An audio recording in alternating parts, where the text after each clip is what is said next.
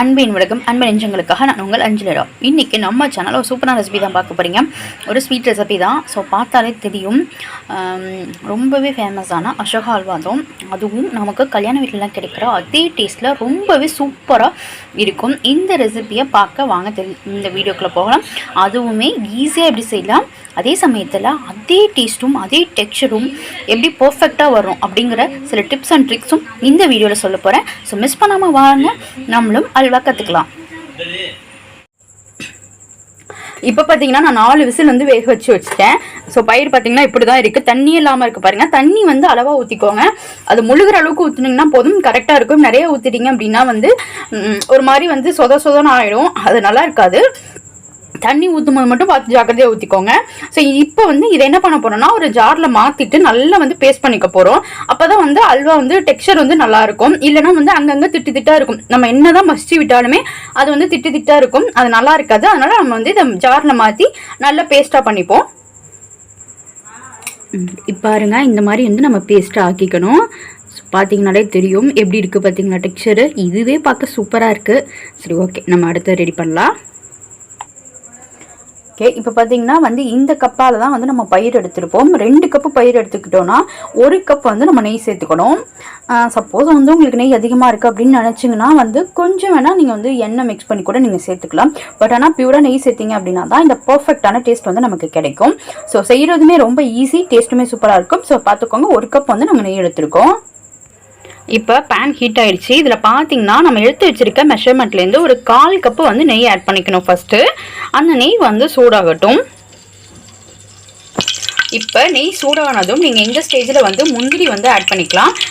முந்திரி வறுத்து எடுத்து வச்சுட்டு ஸோ இதே நெய்யில் வந்து நம்ம என்ன பண்ண போகிறோம்னா, அதை இருக்குது பாருங்கள், இந்த அளவு ஸ்பூனு, இந்த ஸ்பூனால் வந்து 4 டேபிள் ஸ்பூன் அளவுக்கு வந்து கோதுமை மாவு எடுத்துருக்கோம் நாங்கள். இப்போ நான் இன்றைக்கி வந்து நம்ம வீடியோ எடுக்கும்போது ஆக்சுவலாக வந்து முந்திரி இல்லை, அதனால் நாங்கள் வந்து முந்திரி ஆட் பண்ண போகிறதில்ல. ஆனால் இந்த ஸ்டேஜில் நீங்கள் வந்து முந்திரியை வறுத்து எடுத்து வச்சுக்கோங்க. எடுத்து வச்சுட்டு இப்போ நம்ம வந்து இதில் 4 டேபிள் ஸ்பூன் அளவுக்கு வந்து கோதுமை மாவு ஆட் பண்ண போகிறோம். இப்போ நம்ம ஆட் பண்ணிக்கலாம். கொஞ்சம் கொஞ்சமாக ஆட் பண்ணிக்கோங்க. ஃப்ளேம் வந்து மீடியம் ஃப்ளேமில் வச்சுக்கோங்க. இதை நல்லா ஆட் பண்ணிவிட்டு நல்லா வந்து மிக்ஸ் பண்ணிக்கிட்டே இருக்கணும். ஸோ இந்த அளவும் நம்ம ஆட் பண்ணுறத வந்து எப்படி மிக்ஸ் பண்ணுறோம் அப்படிங்கிறதுல தான் இருக்குது. ஸோ இதெல்லாம் மட்டும் சின்ன சின்ன ஸ்டெப்ஸாக ஃபாலோ பண்ணோன்னா நமக்கு வந்து அப்படியே சூப்பராக கிடைக்கும். அதுக்கப்புறம் நம்ம வந்து எப்போதுமே வீட்டிலே செஞ்சு சாப்பிட்லாம் அப்படிங்கிற அளவுக்கு தோணும். ஸோ இந்த மாதிரி வந்து நல்லா ஃப்ளேமை வந்து குறைச்சி வச்சுட்டு மிக்ஸ் பண்ணி விட்டுக்கோங்க. அதுவும் பிகினராக இருந்தீங்கன்னா சிம்மில் கூட வச்சுக்கோங்க. சிம்மில் வச்சுட்டு நீங்கள் வந்து மிக்ஸ் பண்ணிக்கோங்க. ஸோ தெளிக்கும், கொஞ்சம் பார்த்து பொறுமையாக பண்ணுங்கள். ஸோ இந்த மாதிரி நம்ம நல்லா மிக்ஸ் பண்ணி விட்டுக்கலாம். இதை வந்து மீடியம் ஃப்ளேமில் வந்து ஒரு 2 நிமிஷம் நல்லா மிக்ஸ் பண்ணி விட்டுக்கோங்க. கோதுமை மாவு வந்து சீக்கிரமாக வந்து அந்த தீஞ்சிடும். ஸோ அந்த மாதிரி ஸ்மெல் வரக்கூடாது, அவ்வளோதான். இப்போ நம்ம வந்து அந்த பயிரை அரைச்சி வச்சுருக்கோம்ல, வேக வச்ச பயிரை, ஸோ அதை வந்து ஆட் பண்ணிக்கலாம். இதையுமே ஆட் பண்ணி நல்லா மிக்ஸ் பண்ணுற வரைக்கும் மீடியம் ஃப்ளேம்லேயே வச்சு கொஞ்சம் கொஞ்சமாக ஆட் பண்ணி மிக்ஸ் பண்ணுங்கள். இல்லை அப்படின்னா நீங்கள் ஹெல்ப்புக்கு கூட யாராவது வந்து இது பண்ண சொல்லிவிட்டு நீங்கள் மிக்ஸ் பண்ணுங்கள். அப்படி பண்ணால் தான் வந்து நல்லாயிருக்கும். இல்லைனா வந்து இந்த கட்டியாக ஆகிடும். அதுக்கப்புறம் நம்ம அதை வந்து உடச்சி விடுற மாதிரி ஆகிடும். ஸோ அதனால் வந்து யாரையாவது ஹெல்ப்புக்கு வச்சுக்கிட்டு நம்ம வந்து மிக்ஸ் பண்ணிக்கலாம். பார்த்தீங்கன்னா தெரியும், இப்போயே உங்களுக்கு அந்த டெக்ஸ்சர் வந்த மாதிரி இருக்குல்ல. ஸோ இதை வந்து ஒரு 3 to 5 மினிட்ஸ் வரைக்கும் நல்லா மிக்ஸ் பண்ணி விட்டுட்டு நம்ம வந்து சுகர் ஆட் பண்ணிக்கலாம். ஏன்னா இதை வந்து ஏற்கனவே நம்ம வேக வச்ச பயிர் தான் ஆட் பண்ணியிருக்கோம். அதனால் ரொம்ப நேரம் வந்து வேகணும்னு அவசியம் இல்லை. இருந்தாலும் வந்து அந்த நெய் கோதுமை மாவோட மிக்ஸ் ஆகிறதுக்காக ஒரு 3 to 5 மினிட்ஸ் மட்டும் மீடியம் ஃப்ளேம்லேயே வச்சுக்கோங்க. இல்லைனா வந்து இது அடி பிடிக்கும். மீடியம் ஃப்ளேம்லேயே வச்சுட்டு நல்லா மிக்ஸ் பண்ணி விட்டுட்டே இருங்க. நம்ம வந்து பைத்தம்பருப்பு எடுத்தோம்ல, அதே கப்பில் இப்போ 2 கப்பு வந்து பைத்தம்பருப்பு எடுத்தீங்க அப்படின்னா 2 கப் வந்து சுகர் ஆட் பண்ணிக்கோங்க. ஸோ இதுவே வந்து கரெக்டாக இருக்கும். இன்னும் உங்களுக்கு கூட வேணும் அப்படின்னா நீங்கள் இன்னும் கொஞ்சம் கூட ஒரு 1/4 கப் அளவுக்கு கூட ஆட் பண்ணிக்கலாம். இது பார்த்தீங்கன்னா நமக்கு வந்து ரொம்ப திகட்டாது, மீடியமாக இருக்கும். பட் ஆனால் இது கரெக்டான அளவு தான். ஓகேவா, நம்ம 2 கப் சுகரை வந்து இப்போ ஆட் பண்ணிக்கலாம். நம்ம இந்த சுகரையும் ஆட் பண்ணி நல்லா மிக்ஸ் பண்ணி விட்டுக்கலாம். ஸோ இந்த சுகர் ஆட் பண்ண பிறகு பார்த்தீங்கன்னா கொஞ்சம் கொஞ்சமாக வந்து நீங்கள் நெய் சேர்த்து அப்பப்போ வந்து நல்லா மிக்ஸ் பண்ணிக்கிட்டே இருங்க. கரெக்டாக நமக்கு வந்து அந்த டெக்ஸ்சர் வந்துடும். இது எப்படியா இருந்தாலும் வரத்துக்கு வந்து ஒரு 5 to 7 மினிட்ஸ் ஆகும். ஸோ நம்ம வந்து அவ்வளோதான். இதுக்கப்புறம் வந்து நல்லா மிக்ஸ் பண்ணிக்கிட்டே இருக்கணும். இப்போ பார்த்தீங்கன்னா தெரியும் உங்களுக்கு, நல்லா பாருங்க, கொஞ்சம் சின்ன சின்னதாக வந்து அந்த கட்டி மாதிரி இருக்கும். அதை வந்து நல்லா இந்த மாதிரி நம்ம மிக்ஸ் பண்ணி விட வந்து அது வந்து சரியாயிடும்.